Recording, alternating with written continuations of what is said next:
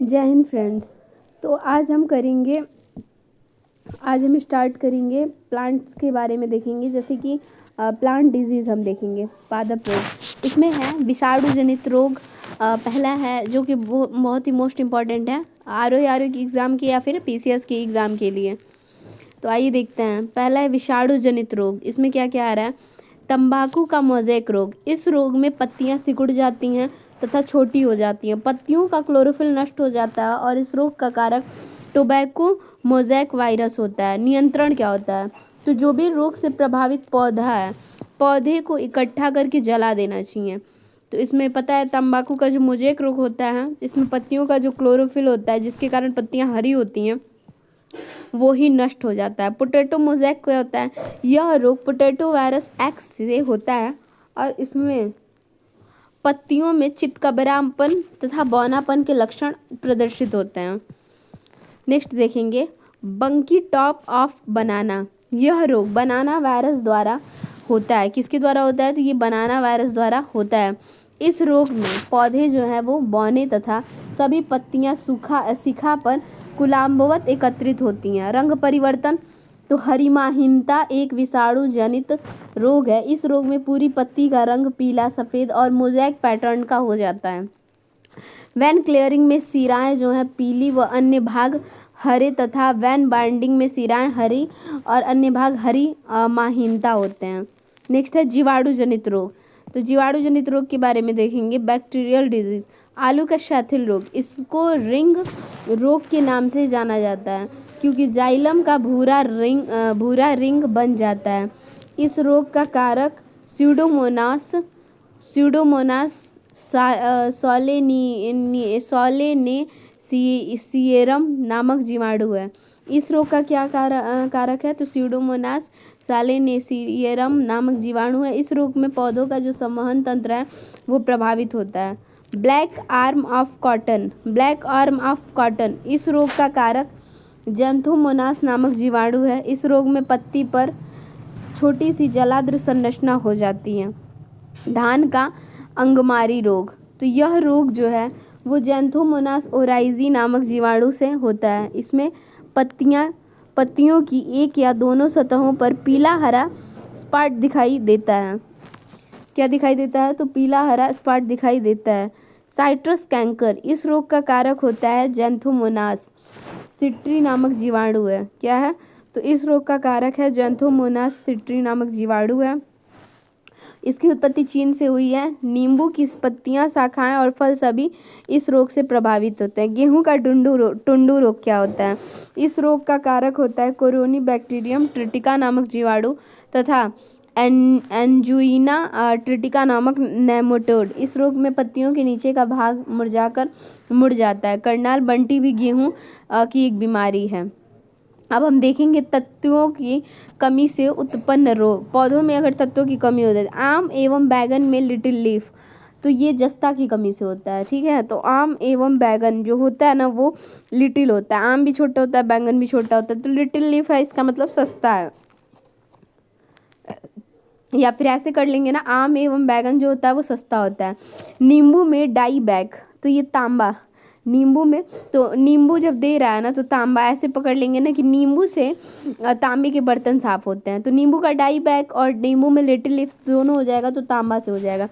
फूल गोभी में ब्राउनिंग है और बोरान है, तो बोरान की कमी से। मटर में मार्स रोग, तो मार्स पे जाना बहुत महंगी बात है। महंगी मतलब मैंगनीज। मटर में मार्स मतलब मार्स पे जाके मटर खाना बहुत महंगी बात है। लीची में पत्ती जलना, पोटेशियम। तो लीची में पत्ती जलना मतलब पोटेशियम। तो ऐसे देखेंगे ना कि जो लीची होता है उसकी पत्तियों में कांटे होते हैं, मतलब उसके जो छिलके होते हैं, और ना वो जब जलते हैं ना तो पट पट की आवाज़ आती है, तो पोटेशियम। धान में खैरा रोग, तो धान जो है ना वो बहुत ही सस्ता मिलता है, तो जस्ता। आलू का ब्लैक हट रोग मतलब भंडारण में ऑक्सीजन की कमी होती है। आंवले में निक्रोसिस से क्या होता है? तो जो आंवला होता है तो वो निक्रोसिस मतलब बोरान। आंवले में निक्रोसिस मतलब बोरान। सलजम में वाटर कोर से क्या होगा? मैंगनीज। सलजम में वाटर कोर मैंगनीज। तो सलजम में वाटर कोर का हो जाएगा कि बाय द वे शलजम में जो वाटर को रोग है, तो शलजम जो है बहुत महंगा मिलता है। मैंगनीज हो गया। गाजर में कोटरस्पार्ट, तो गाजर जो है उसमें उसको कोट में लेके लोग घूमते हैं, क्योंकि उसमें कैल्शियम, गाजर में खाने से कैल्शियम मिलता है, तो गाजर को कोट में लेके घूमते हैं तो कैल्शियम। मक्का, मक्का क्या होता है, मक्का भी बहुत सस्ता मिलता है। चुकंदर, तो चुकंदर खाते खाते लोग ना बोर हो जाते हैं। हट रॉट, चुकंदर में हट रॉट रोग है। तो ये तो पता ही समझ में आई गया। वनस्पति शास्त्र, अब हम देखेंगे पौधों में होने वाले रोग, जीवाणु जनित रोग। अब देखेंगे यहाँ पे आलू का सैथिल रोग। आलू जो है वो स्थिल है, मतलब स्थिल है तो मोनास, सोडोमोनास, तो आलू जो है वो एकदम स्थिल है, क्योंकि उससे वो सैड है, तो सैड, स्यूडो को सैड रखेंगे, इसलिए आलू क्या है तो स्थिल है। स्यूडोमोनास सोलेनेशेरम। क्राउन गॉल रोग, तो एग्रोबैक्टीरियम ट्यूमीफेंसियस। ग्राउंड गॉल रोग का क्या हो जाएगा, गाल पे बैक्टीरिया बैठी हुई है, ऐसा तुम एग्री करो, मतलब इस बात को मानो कि तुम्हारे गाल पे बैक्टीरिया बैठी हुई है, तो क्राउन गॉल रोग एग्रोबैक्टीरियम। नेक्स्ट है बंद गोभी का काला जलन, तो जैंथोमोनास है। तो बंद गोभी जो होती है वो उसकी वो जत्थे बाई, मतलब जत्था लगा रहता है। बंद गोभी जो होती है उसको बार बार खोलो तो एक एक निकलता है, तो मतलब जत्था लगा हुआ है, जैंथोमोनास। और फिर नींबू का कैंकर या सिट्रस रोग, तो ये भी हो जाएगा। तो सिट्रस दिया है तो इसमें सिट्री रहेगा। और नींबू जो होता है, नींबू में भी छोटे छोटे वो होते हैं, उसमें पानी भरा होता है बीज टाइप में, तो जैंथोमोनास उसमें भी जत्था लगा है। अब पौधों के प्रमुख कवक जनित रोग, अभी हमने देखा तो क्या देखा, जीवाणु जनित। अब कवक जनित रोग देख लेते हैं हम। जैसे गेहूं का काला कीट रोग, तो पॉक्सीनिया ग्रेमिसेस ट्रिटिसाई। तो गेहूं जो है उसमें काला कीट दिख रहा है, तो लोग क्या कह रहे हैं कि लोग बोल रहे हैं कि इसको पक्सीनिया, मतलब ये पसीज गया है। पक्सीनिया मतलब पसीज गया है। गेहूं में जो काला कीट दिख रहा है वो किस कारण, क्योंकि पसीज गया है।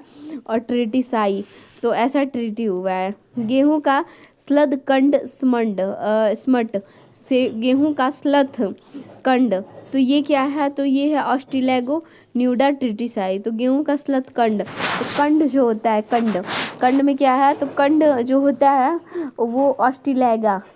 तो कंठ पे ना हमेशा लोग कुछ भी बोल देते हैं, कंठ से लोग कुछ भी बोल देते हैं।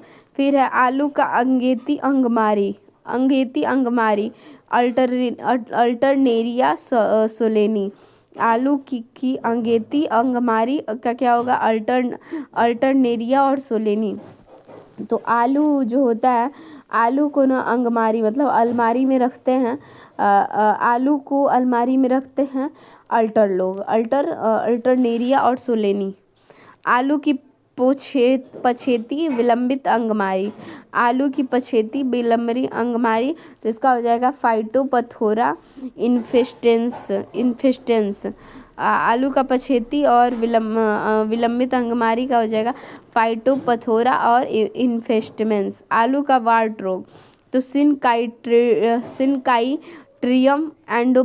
एंडोबायोटिकम। तो वार्ट रोग से क्या हो जाएगा, आलू का वार्ट रोग सिनकाइट्रियम और एंडोबायोटिकम।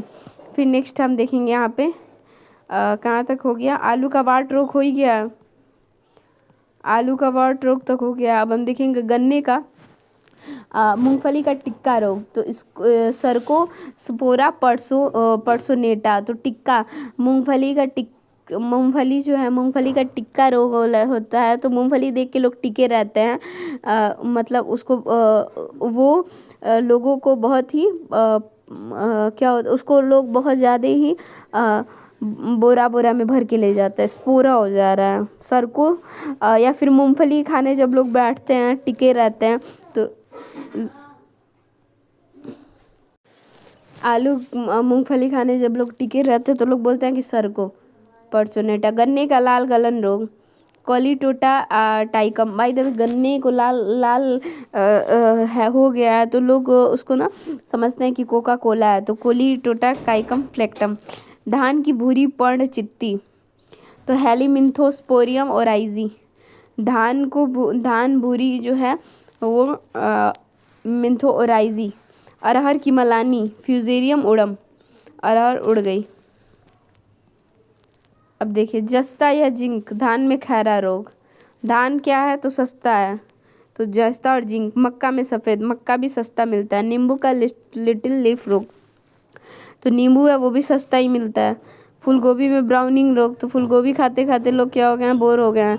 चुकंदर खाते खाते बोर हो गए हैं। नींबू में हाइड्रेक, तो नींबू का डाईबैक जब रोग पूछेगा और नींबू का लिटिल लीफ पूछेगा तो जस्ता, और वही नींबू का डाईबैक रोग पूछेगा तो तांबा की कमी से तांबा। फिर पत्ता गोभी में विट पेटल रोग, तो मॉलीबेडनियम मोह की कमी से होगा। तो ये रहा पादप रोग के पादप रोग जो था, पादप रोग प्लांट डिजीज़, वो कंप्लीट हुआ इस वीडियो में। ऐसे ही फैक्चुअल और भी वीडियोस चैनल पे पड़ी हुई हैं। Thanks for watching.